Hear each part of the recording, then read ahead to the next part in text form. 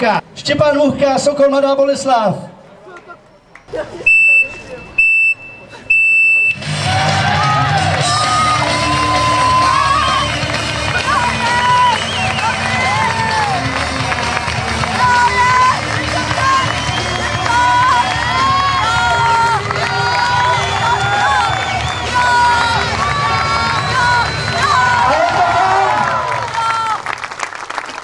No 18:50. Je to nejlepší čas zatím. Nový vedoucí, závodník, nový Spitzenreiter, jak říkají Němci.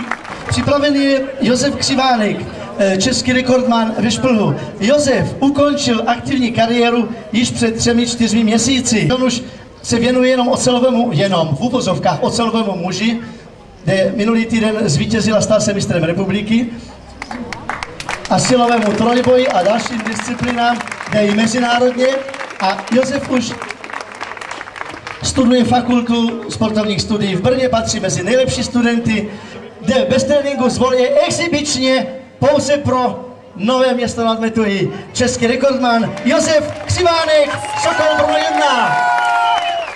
A on má rád, když ho hecnete, hned to valte tam do něho od začátku, on pojede jak Fredka nahoru. Je to exibiční vystoupení českého rekordmana. Jeho rekord na 8metrovém laně je 5,82. Český rekord.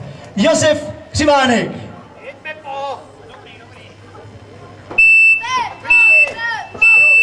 A to pojede.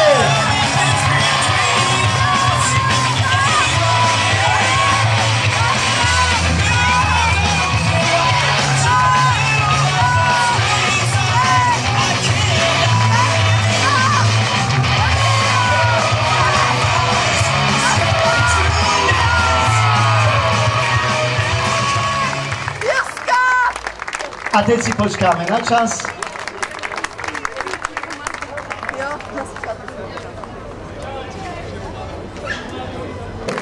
Josef Křivánek, 19:60. Šlapky, to se stává to povolí, to se rozcvičí, my mu necháme dost prostoru.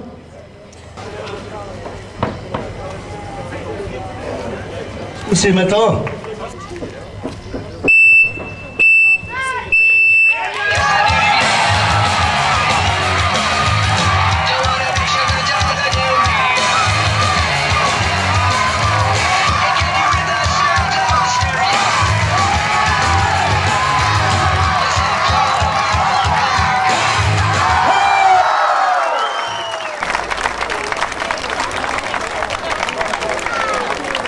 Přátelé, čas vašeho rodáka je 17,19. První místo 17,19. Fantastický výkon. A váš obdiv patří Martinu Matějovi, skromnému studentu nástrojařovi, který se pokračovat ve vzdělání. Pauza, samozřejmě ti závodníci tam se vyplavují laktáty, musíme počkat, až se zregenerují síly. Znovu vás upozorňuji, vážení přátelé, na možnost udělat si krásné snímky z ptačí perspektivy. To je podobné jméno, dobře. Budou tancovat opět členky Sokolskou taneční skupiny Sokolského klubu KMIT pod vedením řekni mě, nejlepší čas, jak se cítíš po tom výkonu? Sestry Machové a tentokrát to bude v jejich podání Jive. Za 10 minut druhé kolo. A nyní Jive podání skupiny 18:50. A nyní se sympatický Štěpán, ročník 81, pokusí ještě tento čas snad vylepšit. My mu to ze srdce přejeme, vytvoříme mu atmosféru. Štěpáne, ať se daří.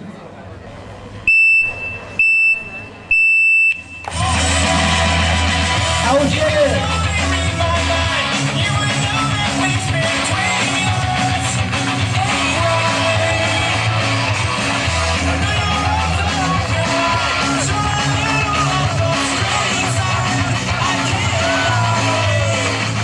Zahledem vynikající výkon. 17,87.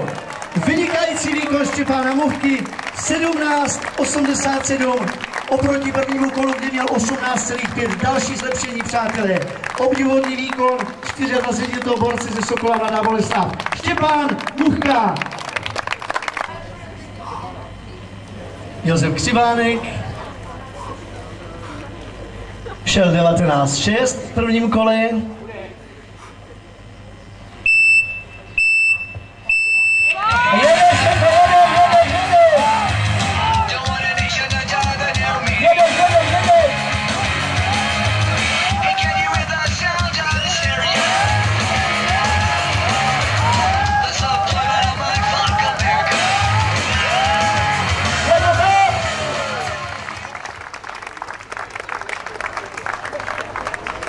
Tady výrazné zlepšení o 1,3 sekundy z 19.6 na 18.30.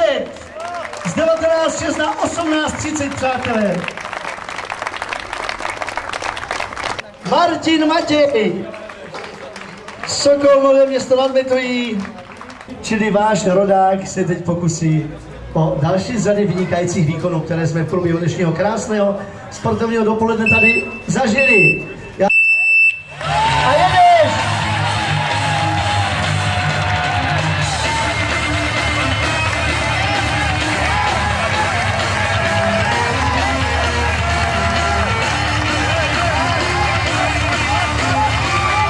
Je to tam!